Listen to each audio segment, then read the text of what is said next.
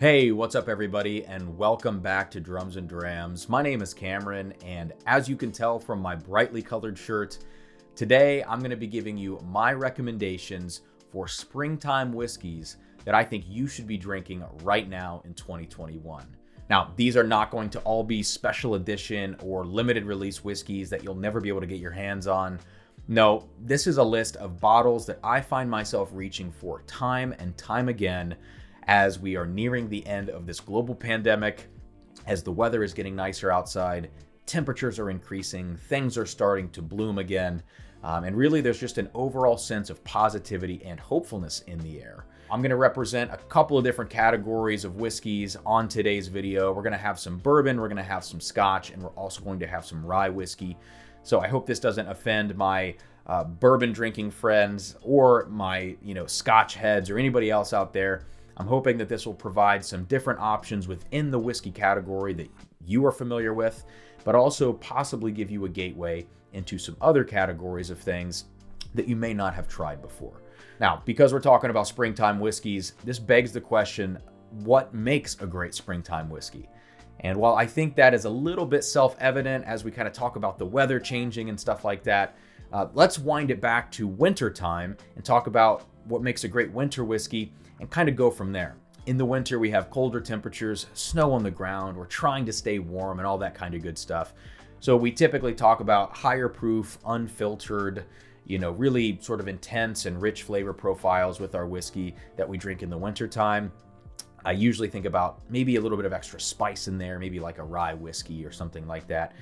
And also with winter, I feel like we're sort of cuddling up around the fire or whatever, and that makes me think a lot of an older whiskey with sort of that oaky undertone, in the profile. Now, fast forward to summertime, and in the summer, whether or not you're drinking indoors or outdoors, it's hot, right? We have higher temperatures. We're going to probably want something that is a little bit of a thinner mouthfeel, a little bit of a lower proof, a lighter flavor profile, and something that's just overall more approachable. And when I think of a summer whiskey, I tend to think of things that Buffalo Trace makes, for better or worse. That honey forward and very light profile tends to do very well in the summer. We're in the springtime. We are sort of halfway in between those two things. So I'm looking for things that are a little bit more floral, light fruit forward, a little bit more crisp and clean, if you know what I'm talking about. In terms of proof, I'm thinking maybe somewhere between 85 to 105, sort of this mid-range proof offering for the springtime. So with all of that said, with the criteria sort of laid out, let's get into my recommendations for springtime whiskeys here in 2021.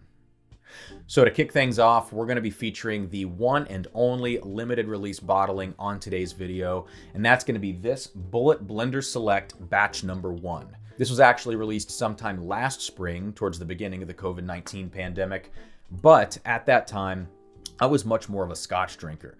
So if I would have seen this on the shelf, I probably would have just passed it by. And also because it's Bulleit, which for me was synonymous with cheap mixer at the time, I definitely wouldn't have pulled the trigger on this bottle at around the $50 price point that it commands. Now let's talk a little bit about what this is, right? It's a 50% ABV whiskey, blended by Bulleit's master blender Ebony Major, and I've got to say she did one heck of a job with this thing.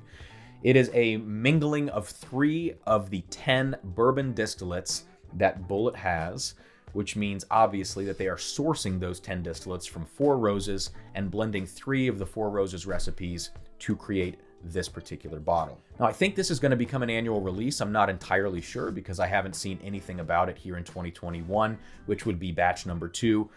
But this batch number 1 is an absolute flavor bomb. It is vanilla icing, juicy, sweet, light fruits, apricot, cherry, maybe some strawberry in there. It's got a great floral quality to it.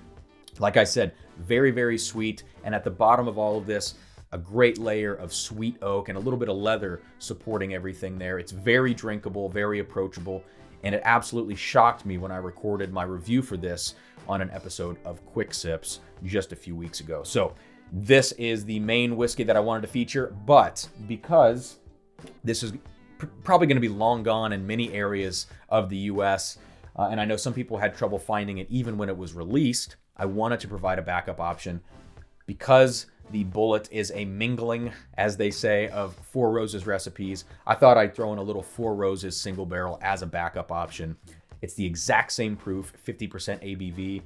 Obviously, this is only going to be a single recipe in this single barrel offering, and there will be some variants from barrel to barrel.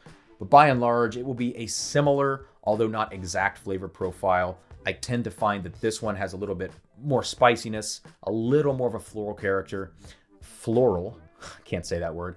And just a little bit less fruitiness going on here and a little less oak. So these are my suggestions for the first whiskeys to kick off this list of springtime suggestions in 2021.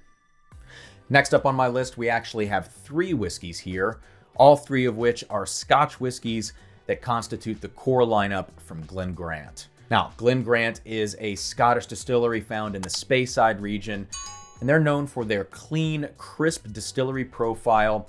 All of their whiskeys are a great mingling of vanilla, of light fruit characteristics, and also this floral profile, all of which combine to make what I consider to be sort of the quintessential springtime Scotch. Now let's run down this lineup very quickly. We have a 12-year-old, a 15-year-old, and an 18-year-old. Common age statements for this kind of a lineup.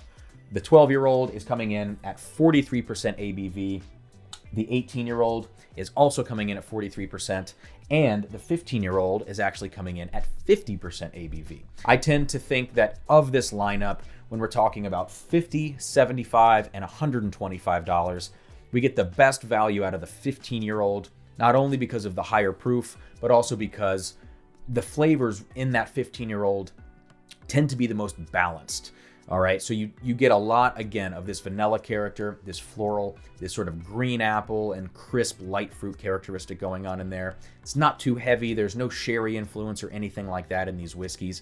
It's all light, crisp, and clean, and I think the 15-year-old delivers the best value. But if you do check out the 12-year-old, you'll just get a little less flavor. It'll be a little more youthful and green tasting, whereas when you get to the 18-year-old, it's much sweeter. It's more layered. Definitely you can taste the age in there, but again, I think the 15-year-old is the standout of this bunch. Next up, we are moving away from Scotch and going back to the land of bourbon, this time to feature this Isaac Bowman port barrel finished bourbon coming to us from the A. Smith Bowman Distillery in Fredericksburg, Virginia. Now, let me let you in on a little secret here, especially for those of you who love Buffalo Trace products. We all know them for their honey forward profile, their drinkability, the sweetness going on in there.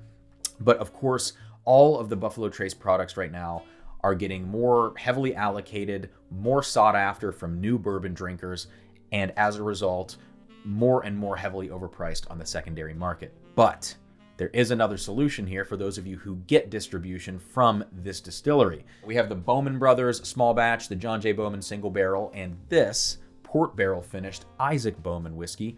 And this is all sourced Buffalo Trace distillate that gets distilled a third time and then aged, essentially making it the closest thing to Buffalo Trace that you're going to find on the market that is not Buffalo Trace. Now, I'm featuring this Isaac Bowman port barrel finish. I mean, really, any of these are great candidates, but the port barrel finish here in particular is well suited for springtime because you get these beautiful sort of fruity notes going on in there. You get the drinkability and the honey forward profile of the base Buffalo Trace distillate, but that also mingles in with some extra fruit notes from the port barrel finish and a little bit of nuttiness going on in there. Not that peanut note, but if you've ever had a port finished whiskey, you know what I'm talking about. It's just a great fruity, honey, sweet combination of things in this whiskey.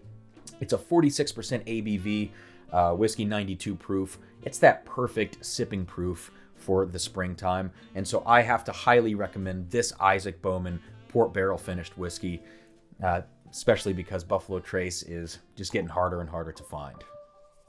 If there was ever a whiskey meant to be poured and enjoyed outside on a beautiful spring day, I've got to say it's probably this Oban 14-year-old. This is coming to us from the Oban Distillery, which is in the Western Highland region. This distillery is owned by Diageo, one of those humongous Scotch whiskey conglomerates. And because of that, a lot of people tend to sort of push these malts aside because, yes, they're chill filtered. Yes, they do have some caramel coloring in there.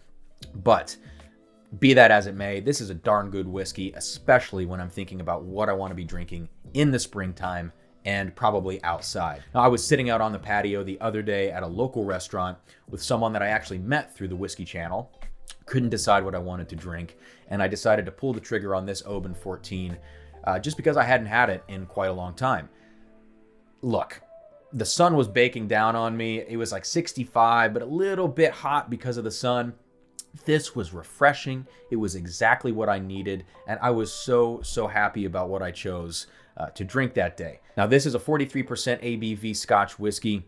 It's got these great honey characteristics in there. It's just ever so slightly peated. It's got a little bit of apple, like some tropical notes, a little bit of pineapple going on in there. It's the ultimate refreshing beverage, especially sitting outside in the springtime.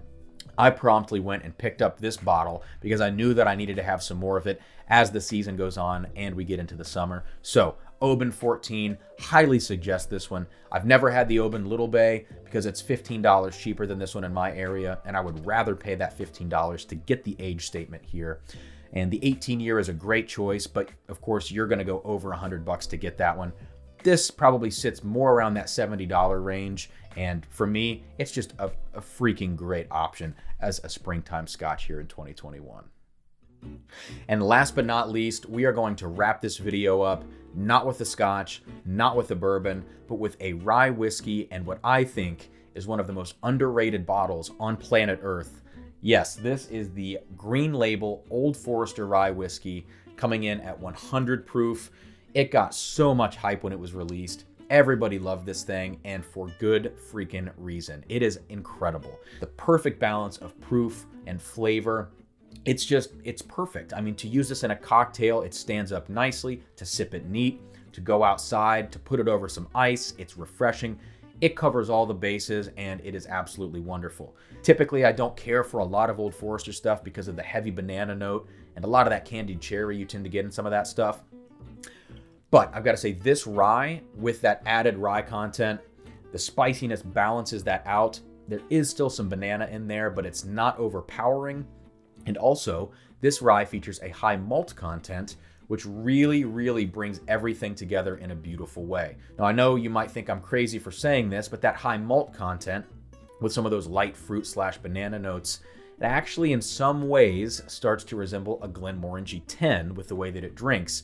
And I just think that's another bonus here. I mean, that's a great Scotch. This to me is like the rye whiskey equivalent of that.